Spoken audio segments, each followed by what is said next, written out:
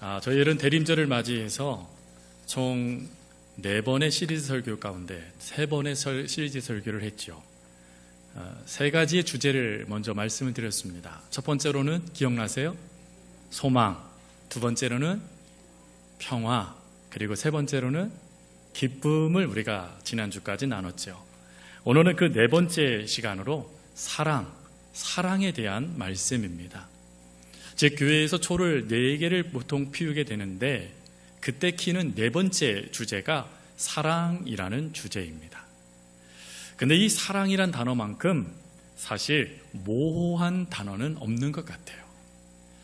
많은 이들이 사랑을 갈망하고 추구하고 또 그 사랑을 받기를 원합니다. 그리고 사랑을 이야기하면 너무나 기대도 되고 또 설레면서 아름다운 말이 사랑이기도 하죠. 그러나 반대로 오히려 이 사랑이 기대만큼 아름답지 않음을 경험하게 되어질 때 우리는 이 사랑에 대해서 참 모호한 감정을 느끼게 되어집니다. 더군다나 사랑이라는 그 대상과 불변할 것 같은 사랑을 약속을 하고 그리고 영원히 변치 말자라고 새끼손가락 걸며 약속을 해도 안타깝게도 변해버리는 사랑을 우리는 너무 자주 경험하게 되어집니다. 그래서 어느 순간부터 우리는 변치 않는 사랑은 무엇일까 하여 그 변하지 않는 사랑을 더 갈망하게 되어졌죠. 이런 인간의 모습과 그리고 점점점 반려동물들을 키워나가는 이들이 많은 상황을 깊이 연구했던 심리학자 중 칼 로저스는 이와 같은 인간이 추구하는 사랑의 갈망과 그리고 그것을 투영하여 보여지는 반려동물과의 관계를 통하여서 왜 사람들이 점점점 반려동물에게 사랑을 그리고 관심을 쏟느냐 하는 것들을 연구한 다음에 그것을 결과물로 발표하였습니다. 그러면서 특별히 칼 로저스는 반려견, 개를 가지고 이 사랑을 이야기하였죠. 그는 이렇게 얘기했습니다. 개는 인간을 판단하지 않는다. 그래서 우리는 개에게서 위로를 받는다. 아마 여러분들에게 개 그러면 안 되겠죠. 여러분들에게는 아마 강아지를 키우시는 분들은 이름을 불러주길 원하실 겁니다. 아무튼 그 애완견들을 통해서 수많은 주인들이 또 성도들이 또 일반 사람들이 위로를 받고 있다는 거예요. 실제로 애완견이 조금 삐진 듯해도 즉시 꼬리를 흔들고 다가오는 게 애완견이죠. 조금만 이름을 불러줘도 좋아하면서 주인 곁으로 달라오는 게 애완견입니다. 어떠한 조건도 내밀지 않죠. 그리고 그 애완견에게 내가 어떤 행동을 해도 끊임없이 충성하면서 사랑을 표현하는 게 바로 애완견의 모습이죠. 그래서 그 애완견의 모습을 칼 로저스는 또한 이렇게 정의를 했어요. 조건 없이 부어주는 사랑이다. 즉 애완견은 절대 조건을 내세우지 않고 하염없이 주인만을 바라보면서 사랑해 준다라는 거예요. 그러니 여러분 점점점 많은 이들이 반려동물들에게 이러한 사랑을 받고자 키우고 또 그 인구가 늘어난다라는 것이죠. 근데 칼 로저스는 거기서 끝나지 않아요. 다음과 같은 말을 합니다. 그러나 반려동물들로도 채우지 못하는 사랑이 있다. 즉 그 반려동물을 통하여서 내가 사랑받고 있구나라는 것을 느낄 수는 있는데 문제는 내 내면, 내 안에서부터 다가오는 그 사랑의 갈망을 제대로는 이 애완동물들이 채워주지 못한다라는 것입니다. 그러다 보니 또 다른 사랑의 대상을 찾아 나아가는 게 오늘날 이 땅을 살아가는 모든 사람들의 모습이다라고 정의하더라고요. 그렇다면 이 정의, 도무지 채울 수 없어서 무엇인가 다른 것을 통해서 채우고자 하는 그 사랑에 대하여 하나님은 뭐라고 말씀하실까요? 하나님도 물론 우리들에게 조건 없이 사랑하신다 말씀을 하십니다. 그리고 그 조건 없이 사랑하시는 모습에 대하여 예수 그리스도를 이 땅에 보내심으로 증명해 주셨지요. 즉 하나님은 그 채울 수 없는 우리 인간의 마음에 있는 그 사랑의 텅 빈 그 공간을 충분히 채워주신다라고 말씀하고 계신다라는 겁니다. 그렇다면 사랑하는 성도 여러분, 오늘 본문을 통해서 우리들에게 조건 없이 우리를 사랑하신다고 하면서 우리를 사랑하시는 하나님께서 우리들에게 보여주신 사랑의 모습은 무엇일까요? 즉 도무지 채울 수 없는 그 여러분들의 그 사랑의 빈 공간, 그 공간을 채워주시겠다 말씀하시며 하나님께서 여러분들에게 허락하신 사랑은 무엇일까요? 오늘 본문은 그 사랑을 두 가지의 사랑으로 말씀합니다. 먼저 첫 번째 사랑은 먼저 찾아와 주시는 사랑을 말씀하시죠. 여러분, 우리는 많은 이들은 사랑에 목말라 합니다. 그렇다면 사랑에 목말라 하는 이유가 단순히 외로워서일까요? 아니면 내가 사랑할 수 있는 사람이 없어서일까요? 그렇지 않은 것 같습니다. 우리는 외로움이 발생되어지면 그 외로움 문제를 해결할 무엇인가를 찾지요. 그래서 그걸 통해서 그 외로움을 어느 정도 채워져 갑니다. 그런데 문제는 또다시 외로워지고 또다시 그 사랑에 목말라 하는 게 우리들의 모습이라는 것이죠. 그럼 왜 이와 같은 모습들이 반복될까? 분명히 그 외로움을 채우기 위하여 사랑하는 이를 만났습니다. 분명히 그 외로움을 해결하기 위하여 다른 무엇인가 내 관심사를 두고 그곳에 내 모든 것을 집중을 했습니다. 그런데도 왜 여전히 우리는 외로울까? 목마를까? 하는 것이죠. 이에 대해서 대부분의 심리학자들은 한 단어에 집중을 합니다. 그것은 수치심이라는 단어입니다. 여러분, 수치심, 이 단어는 과거의 경험들을 통해 주어진 상처일 수 있어요. 즉, 내가 부모님의 기대에 못 미쳤을 때 부모님이 나에게 보여줬던 반응, 아니면 한 번의 실수가 오히려 차가운 관계가 되어지는 결정적인 단초가 됐던 그때의 그 아픔, 그리고 조건이 채워지지 못하여 그 조건을 채워지지 못한 결과 내 인생에서 떠나가 버렸던 수많은 사람들을 겪음을 통해 내 마음의 생채기처럼 남아져 있어서 끊임없이 나를 내 삶에서 골마져서 썩어지게 만드는 그 상처가 수치심일 수도 있습니다. 그러나 이 수치심에 더 큰 문제가 하나가 있어요. 그게 뭐냐면 왜곡된 사랑관을 심어준다는 것입니다. 즉, 이 수치심은 단지 나는 아무것도 아니야 하는 것으로만 끝나는 그런 관계가 되지 못하게 만드는 것이 아니라 이 수치심의 결정적인 문제는 사랑을 이야기함에 있어서 그 사랑을 자격과 대비돼서 자격 있는 사람만이 사랑받을 수 있다라고 착각하게 만들어버린다는 것입니다. 즉, 사랑의 조건을 이야기하고 사랑의 무엇인가 대가를 이야기하는 잘못된 생각을 품도록 만드는 것, 그게 수치심의 무서움이라는 것이죠. 그런데 여러분, 이런 수치심 가운데 주눅드는 이들이 얼마나 많습니까?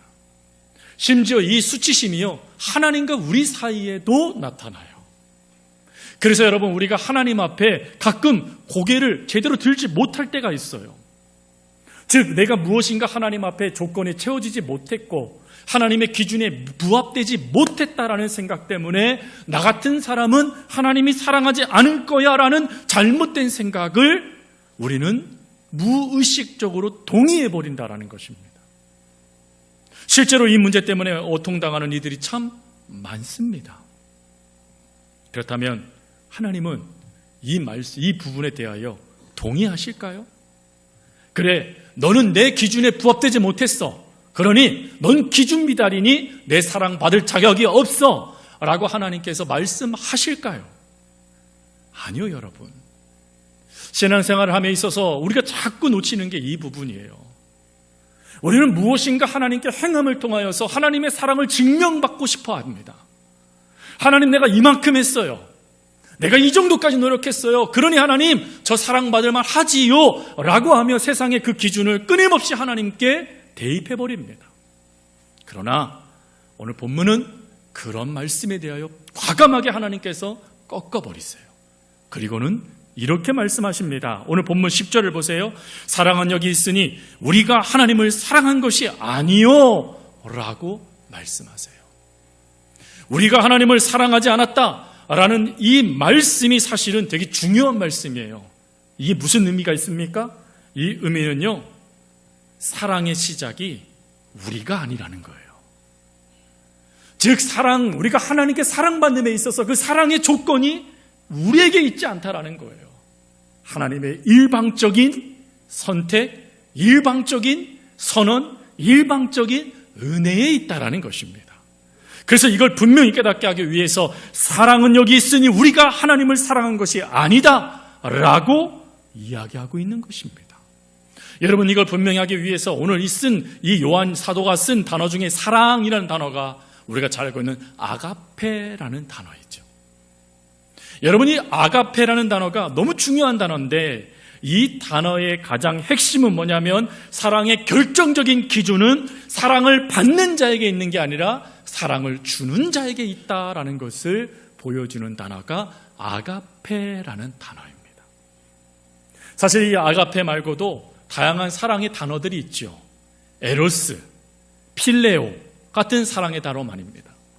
그런데 이 에로스와 필레오라는 이 단어에는 사실은 공통점이 하나가 있습니다.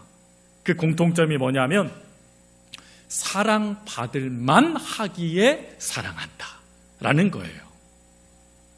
여러분은 남편, 여러분들을 아내, 처음에 결혼하기 전에 그분들을 바라보며 사랑에 빠지잖아요. 아멘을 안 하시네요. 이미 잊혀진 과거이실 뿐입니까? 옛날이요. 이거 아니시죠? 지금도 사랑하고 계시죠? 아멘. 우리 권사님은 아멘 하시고 다른 분들은 축복되게 늘 사랑의 관계가 될 수 있기를 주의 이름으로 축복합니다.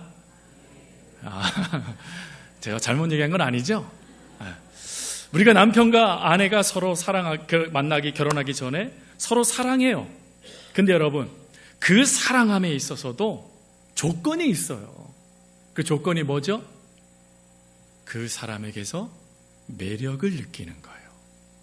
내가 사랑해 줄 만한 조건이 그에게 있는 거예요. 거기에 내가 끌리는 거죠. 물론 안 그런 분도 계시겠지만, 그렇지만 대부분은 어때요? 내가 저 사람과 만나서 관계를 맺고 사랑을 가지며 사랑을 하면 내가 이렇게 행복할 거야 라고 하면 그 조건에 대한 분명히 답을 우리가 그리면서 결혼을 합니다. 친구는 어떻습니까? 여러분, 우리가 친구를 사귈 때 그 친구들과 몇십 년 함께하는 친구를 둔 이들의 공통점을 보면 뭐가 맞아요? 영어로 코드가 맞죠. 코드가 나랑 맞는다라는 거예요. 내가 세운 그 조건에 정말 기가 막히게 내 친구가 맞다라는 것입니다. 즉 에로스와 필레오는 끊임없이 공통점, 내 조건에 그가 맞는 자다. 그래서 내가 사랑해주고 함께하고 싶은 이라고 말한다라는 거예요. 그런데 아가페는 달라요. 조금 전에 말씀드린 대로 아가페는 받는 자가 자격이 있거나 조건에 부합돼서 사랑하는 게 아닙니다. 아가페는 사랑의 근거가 사랑받을 만한 대상에 있지 않고 사랑을 주시는 분 하나님께 있다라는 것을 보여주는 단어가 아가페라는 단어예요. 그래서 이 부분을 신학자 중에 콜린 크로스 박사는 이렇게 얘기를 했어요. 10절에 우리가 하나님을 사랑하는 것이 아니요라는 표현은 인간의 사랑의 철저한 무능력을 선언한다. 하나님을 향한 우리의 사랑이 먼저가 아니라 그분의 사랑이 절대적으로 선행한다.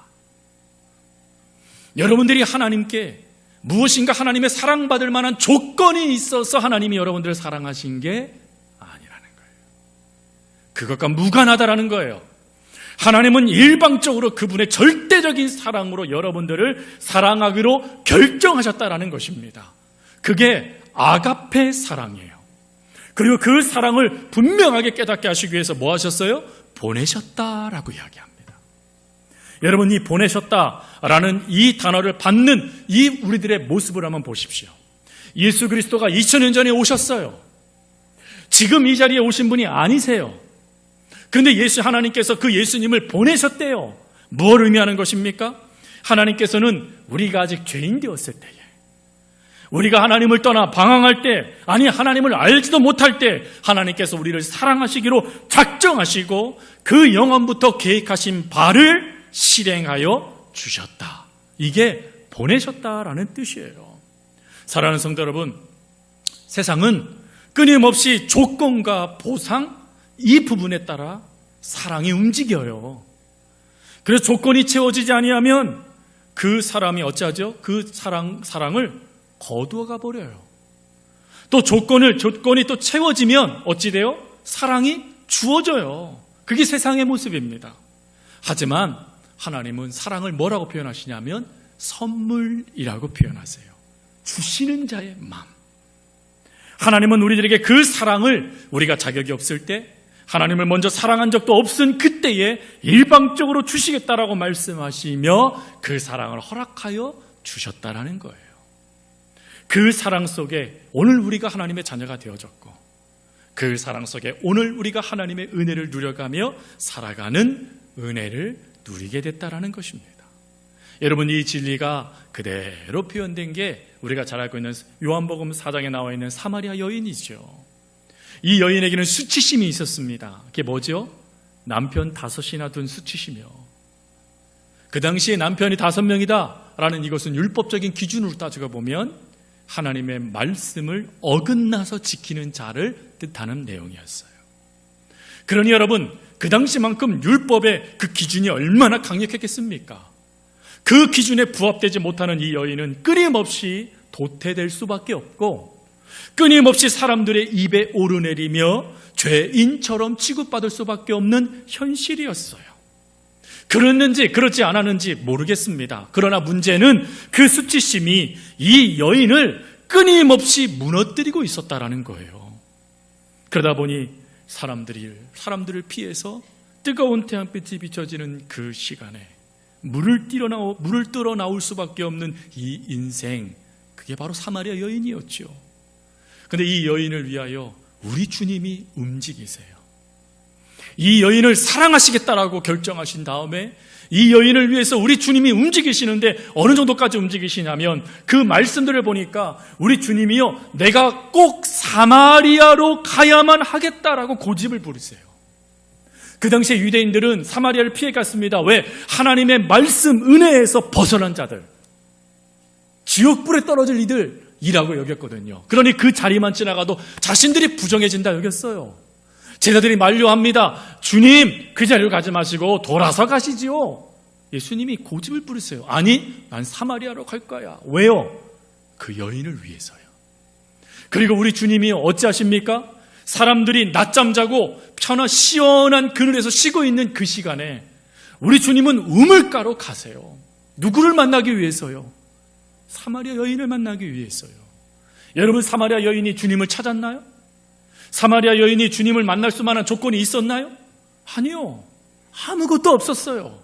오히려 부족한 여인, 죄인이라 칭함받는 여인일 뿐이에요. 그런데 그 주님께서 그 여인을 만나세요.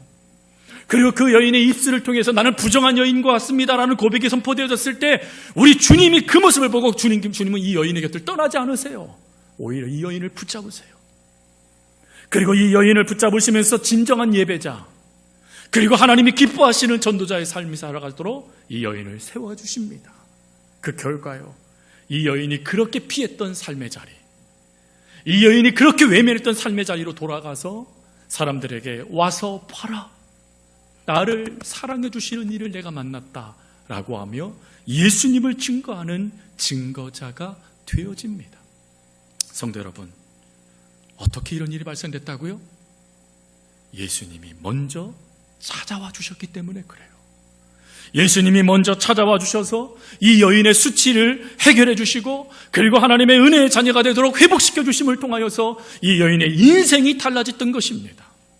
사랑하는 성도 여러분, 오늘 이 놀라운 은혜 하나님은 우리들에게도 주고 싶어 하세요.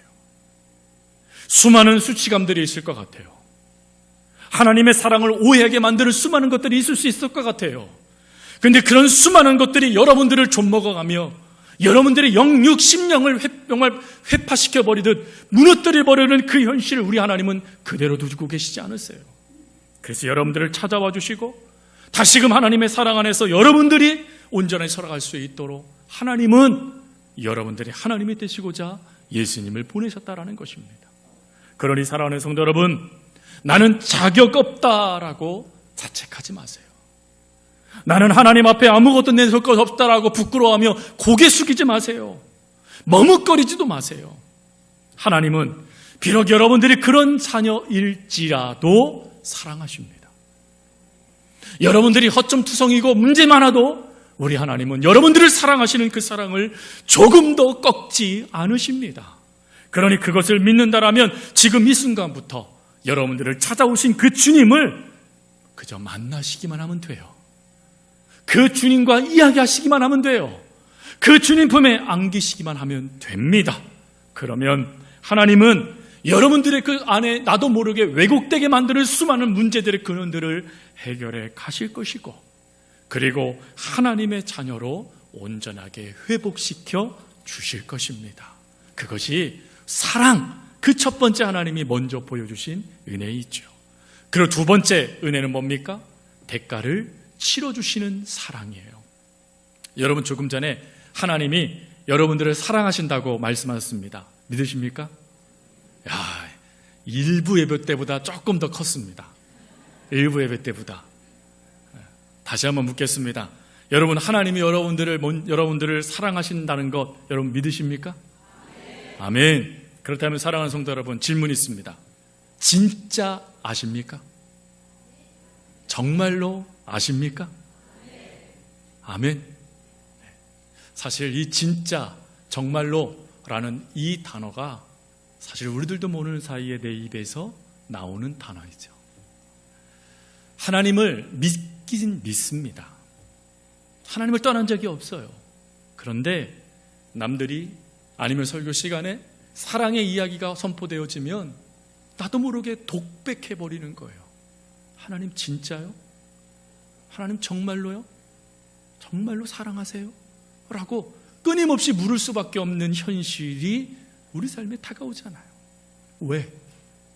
왜요? 분명히 하나님은 우리를 사랑하신다고 했는데 왜 우리들도 모르는 사이에 진짜요 하나님? 정말이요? 라고 말할 수밖에 없을까요? 이것은 사실은 이런 것 같아요. 사랑을 말로만 경험하지 않았을까?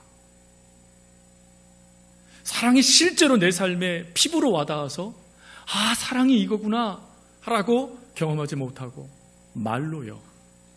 사실 우리 주변에요, 이 말로 고백되는 사랑이 얼마나 많습니까? 내 옆에 있는 남편, 내 아내와 함께 사랑한다고 우리가 서로 맹세했죠. 사랑합니까? 그러면 네, 사랑합니다 라고 남편분들 고백했죠. 어제 대답을 안 하세요. 20년 전 일이라. 왜 그러세요? 고백했잖아요. 근데 여러분, 어때요? 아내분들 어떠세요? 같이 고백했잖아요. 그 사랑 영원하십니까? 수많은 이들이 결혼식장에서 서약을 합니다. 근데 문제는 어느 순간 상황이 어려워지면 그 떠나지 않을 것 같은 사람이 내 곁을 떠나버립니다. 친구들은요, 다른 사람들이 다 너를 뭐라 그래도 난 네 편이야 라갔던 그 친구들이요, 여러분들이 어려운 상황 아니면 정말 남모를 고통 가운데 내몰리는 상황 가운데 있을 때 그 친구, 그렇게 말했던 그 친구 여러분 곁에 있으신가요? 있는 분도 있겠지만 어떤 분들은 상처만 남은 분도 있으실 거예요. 부모님은요, 사실 부모된 입장에서 가끔 실수하는 것 중에 하나가 무엇이냐면 내 자녀를 내가 사랑한다라는 것을 부모들이 놓치지 않아요. 근데 문제는 아이들이 실수한다던가 아니면 잘못됐을 때 우리도 모르는 사이에 실망감의 눈빛을 아이에게 줘버린다는 것입니다. 자신의 기대에 부합되지 못했을 때 나도 모르게 그 아이에게 실망감을 줘버린다는 거예요. 그게 아이의 상처가 됨을 알면서도 말입니다. 그러니 여러분, 그런 것들을 경험하다 보면 말로 하는 사랑 믿을 수 없게 되어져 버리죠. 그래서 어느 분이 그런 말을 하더라고요. 말로 하는 사랑은 마치 뿌리가 잘린 채 꽃병에 꽂혀진 꽃과 같다. 무슨 말이죠? 내가 그렇게 필요할 때는 도움을 주지 못하는 시들어버리는 사랑, 그게 말로만의 사랑이래요. 근데 이 말로만 하는 이 사랑, 그 사랑에 끊임없이 속다 보니까 우리가 무슨 결론까지 내리냐면 하나님의 사랑도 제대로 믿을 수 없다라는 결론까지 다다르게 되더라는 것입니다. 여러분, 그게 우리들의 현실이죠. 그런데 이런 모습에 오늘 사도 요한은 분명하게 거부하면서 하나님의 사랑은 말로만이 사랑이 아니라 실제로 보여지는 사랑이다라는 것을 이야기합니다. 그 단어가 화목제물이라는 단어예요. 여러분, 본문의 화목제물이라는 이 단어는 헬라어로 힐라스모스라는 단어입니다. 이 힐라스모스라는 단어는 그 뜻 그대로 이야기하면 하나님의 진노를 풀기 위해 인간이 드리는 제물을 말하는 거예요. 즉, 우리가 죄를 지었으면 하나님 앞에 드림을 통해서 하나님 용서해 주세요라고 간구할 때 드리는 제물을 말하는 것입니다. 근데 이 제물의 의미를 사도 요한이 완전히 뒤집어 버려요. 어떻게 해요? 그 제물을 받으시기에 합당하신 하나님이 우리를 너무 사랑하시기 때문에 친히 그 제물을 준비하여 주신다. 네가 그 제물을 갖고 오면 돼 라고 말씀하시는 게 아니라 내가 너를 위해 직접 제물을 준비했다 라고 말씀해 주시는 거라는 겁니다. 즉, 죄값은 내가 받아야 돼요. 죄인은 나예요. 근데 하나님께서 그 죄값을 직접 담당하시겠다 말씀하시는 것, 그게 화목제물이라는 단어의 의미라는 것입니다. 세상은요, 일반적인 관계는요, 잘못된 사람이 그 책임을 져야 돼요. 그 사람이 잘못했으면 그 사람의 문제예요. 그런데 하나님은 이걸 뒤바꿔 버리시는 거예요. 죄인은 나고 죄값은 내가 치러야 되는데 놀랍게도 하나님께서 그 죄값, 그 죄의 문제를 내가 담당할 거야 라고 말씀해 주셨다라는 것입니다. 그게 사랑의 보증이에요. 그리고 그 보증을 분명히 볼 수 있도록 여러분들에게 누굴 다 보내셨지요? 예수 그리스도를 보내신 것입니다. 그러니 사랑하는 성도 여러분, 예수님은 하나님의 사랑의 최고의 보증입니다. 그 예수님을 우리에게 보여주신 그 놀라운 사랑, 그 놀라운 은혜를 우리에게 허락하신 이유는 하나님의 사랑은 말로만이 아니라 보여지는 사랑이다라는 것을 우리가 깨닫게 하시기 위함이라는 것이죠. 여러분, 이것이 먼저 선행돼서 보여줬던 말씀이 창세기 22장에 아브라함이 이삭을 바쳤던 사건이죠. 여러분, 이 말씀의 핵심은 사실 아브라함의 순종, 물론 맞습니다. 그러나 이 아브라함의 순종 다음에 우리가 품어야 될 마음은 아브라함의 고백이에요. 그 고백이 핵심이에요. 여러분, 아브라함이 이삭을 바치고자 칼을 들었습니다. 그러자 하나님이 어찌하시죠? 급히 막으시며 이삭을 죽이지 말라라고 명령하세요. 그런 다음에 아브라함이 뒤를 돌아보니까 무엇이 있었어요? 숫양이 있었죠. 여기서부터가 핵심입니다. 뭘 말하는 거예요? 하나님의 사랑은 보여주시는 거라는 거예요. 보여주시기 위해서 미리 준비해 주신다는 거예요. 준비하시며 그가 그 사랑을 깨닫게 되어지니까 아브라함이 뭐라고 말합니까? 여호와께서 여기까지 준비하셨다 하고 말하는 거예요. 여기까지. 끊임없이 하나님의 사랑은 보여주시는 사랑입니다 라고 고백하게 되더라는 것입니다. 사랑하는 성도 여러분, 하나님의 사랑은 이런 거예요. 여러분들을 향하여 끊임없이 보여주시는 게 하나님의 사랑이에요. 춥다라고 하면 따뜻하게 하라 말씀하시는 분이 아니라 직접 데리고 가셔서 따뜻하게 해주시는 분, 추워하는 여러분들에게 곧 옷 외투를 벗어주시는 분, 그분이 바로 예수 그리스도이십니다. 왜 그러실까요? 9절에 그 답이 나와요. 살리려 하심이라. 여러분들을 살리시겠대요. 여러분들의 육신, 여러분들의 정신, 여러분들의 영혼, 그 모든 것들을 우리 하나님께서 살리시고자 이와 같이 직접 희생하여 주셨다라는 것입니다. 그럼에도 불구하고 하나님이 나를 정말 사랑하시나? 여러분, 의구심이 들 수 있어요. 그럴 때마다 십자가를 보세요. 십자가를 보면서 확신하세요. 아, 나를 위한 최고의 사랑이 이미 하나님이 십자가를 통해서 보여주셨다. 고백하세요. 분명한 것은 하나님은 여러분들을 끊임없이 사랑하세요. 그리고 사랑이 말로만이 아닌 그것을 증명하시며 여러분들을 위한 사랑을 끊임없이 오늘도 베풀고 계세요. 그러니 바랍니다. 나는 사랑받을 자격이 없어 라고 하시면서 고개를 숙이지 마세요. 나 같은 것은 하나님이 사랑하지 않으실 거야 라는 생각 때문에 주눅들지 마세요. 하나님은 여러분들의 어떤 모습일지라도 변치 아니하시고 찾아오세요. 그리고 여러분들을 위해서 값비싼 대가도 직접 지불하여 주실 정도로 여러분들을 사랑하세요. 그러니 그 사랑을 믿고 우리 뭐 하면 돼요?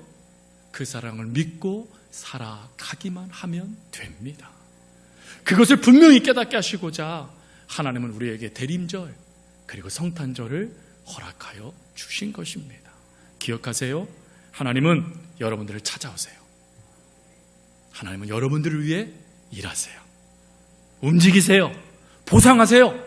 그 하나님이 여러분들의 하나님이세요. 그러니 그 하나님을 믿고 그 하나님 안에서 다시금 힘을 내요. 기쁨으로 하나님을 찬양하고 그리고 인생의 삶을 통해서 그 하나님의 사랑을 경험해 가는 우리 사랑하는 성도님들 다 되어줄 수 있기를 간절히 주님의 이름으로 부탁드립니다. 기도하겠습니다. 사랑과 은혜가 많으신 하나님 아버지, 오늘 우리가 사랑에 대한 하나님의 말씀을 들었습니다. 우리는 사랑받을 자격이 없는 자들이었습니다. 그리고 심지어 주님의 사랑도 의심하던 자들이었습니다. 그러나 이 대림절 더 이상 자격을 논하지 않겠습니다. 더 이상 하나님의 사랑을 의심하지 않겠습니다. 다만 먼저 찾아와 주시는 주님, 대가를 지불해 주신 그 놀라우신 주님의 그 사랑에 감사하며 그 사랑을 온전히 받아들이겠습니다. 하나님, 앞으로 저희들의 삶에 더 이상 의심이 아닌 기쁨으로 하나님의 사랑을 누려갈 수 있도록 하나님 도와 주옵소서. 감사합니다. 예수님의 이름으로 기도합니다. 아멘.